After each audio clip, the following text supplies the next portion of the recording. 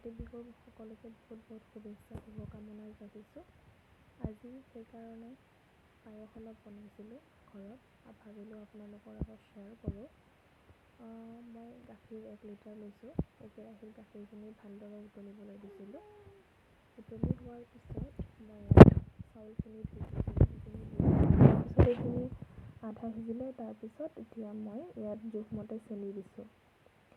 ইয়াত মই নাৰিকলো দিছিলোঁ, কিন্তু নাৰিকল দিয়াৰ টাইমত ভিডিঅ' বনোৱা নহ'ল, সেইকাৰণে নেদেখুৱালোঁ। এইখিনি অলপ গোটা গোটা নিচিনা হৈছে। এতিয়া মই দিম কাজু আৰু কিচমিচখিনি আছিল সেইখিনি দি দিছোঁ। এইখিনি দি অলপমান লৰাই অলপমান আৰু অলপ উতলিবলৈ দিম।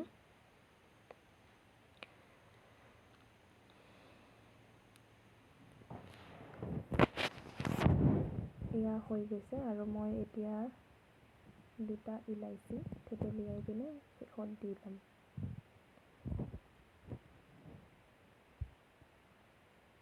পূজা তিথিত যিকোনো এটা স্পেচিয়েল কিবা এটা বনালে খাবলৈ ভাল লাগে, আৰু সেইকাৰণে আজি মই পায়সকে অলপ বনালোঁ, বেলেগ একো নবনালোঁ। আৰু আপোনালোকে কমেণ্ট কৰি জনাবচোন, যোনে যোনে মোৰ ভিডিঅ'বিলাক চাই প্লিজ জনাবচোন। আপোনালোকেনো আজি কাতি বিহুৰ দিনত আপোনালোকে কি কৰিলে। এইখিনি মই নমাই ল'লোঁ। এতিয়া আপোনালোকৰ আগত পৰিৱেশন কৰি দেখুৱাম। এতিয়া মোৰ অলপমান ঠাণ্ডা হ'বলৈ দিছিলোঁ। ঠাণ্ডা হোৱাৰ পিছত এতিয়া মই আপোনালোকৰ আগত এনেদৰে পৰিৱেশন কৰি দেখুৱাইছোঁ।